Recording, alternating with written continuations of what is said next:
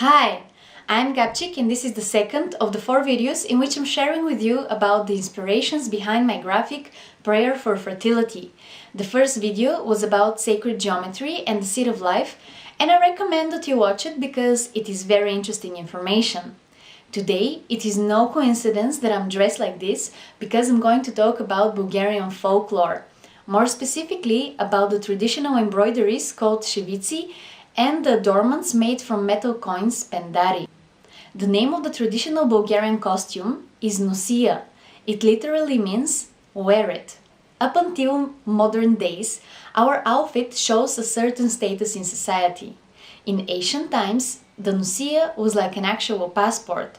Just by looking at someone, you were able to tell which region he is from, what clan he is from, and whether he is married.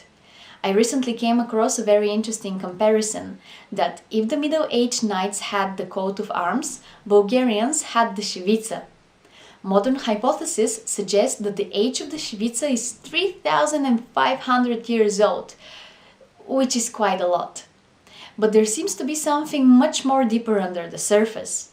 It is believed that the shevitsa was embroidered as a protection and as a prayer, and the prayer was often for fertility.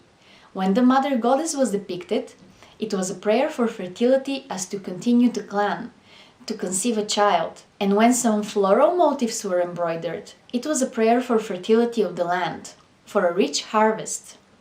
An interesting fact is that in some of the old shevitsa, the first or the last motif was not filled out. It was left open. That was done so that the magical properties inside it can start to move around and apply their power. A similar opening can be observed in some Middle East cultures. Not so long ago, Bulgarian women had to wear a scarf on their head. It was white when they were unmarried, and after the wedding they started to wear a red one. The adornments were made from metal coins called pendari, so they can make a sound and shine to attract the male attention. Depending on the type of the metal, gold, silver, bronze, brass, the wearer showed the level of wealth in his family. They were used as a protection from the evil eye. A similar embroidery can be observed in some Middle East cultures in India, where countless little mirrors are sewed onto the cloth, so when the demon or the evil spirit comes near, when it sees itself, it would get scared and go away.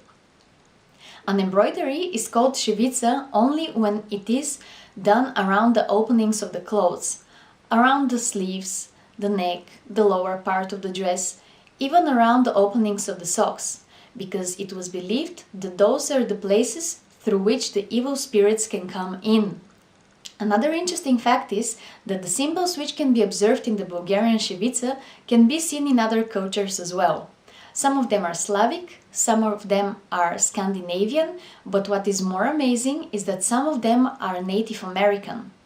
If you have information whether those symbols were used in the same way in your culture, please let me know, because I'm very interested. The shevitsa is going through a kind of a renaissance in the last couple of years. There are more and more people who are getting interested in it, which is just great. However, there is a lot of controversial information going around, and ethnologists often argue because the information behind the magical properties of the shevitsa was passed on from generation to generation, from mouth to ear, from mother to daughter, and there are no authentic written records about it. So we have no other choice but to be curious and just feel with our hearts what seems to be right. I have provided the sources of information about what I just talked about in my website, Gabchik.com, but most of it is in Bulgarian. And that is one of the main reasons why I decided to start this project, because I want to share the information behind the mysticism and magic of the Bulgarian folklore all around the globe. If you like this video and want to see more, you can share it and follow me at Facebook. And if you like the graphic prayer for fertility, you can support me by getting one of the silk screen printed and manually colored prints, or one of the 8 unique bags that I created. Both are limited edition. Thank you so much for watching, and I wish you a lot of inspiration.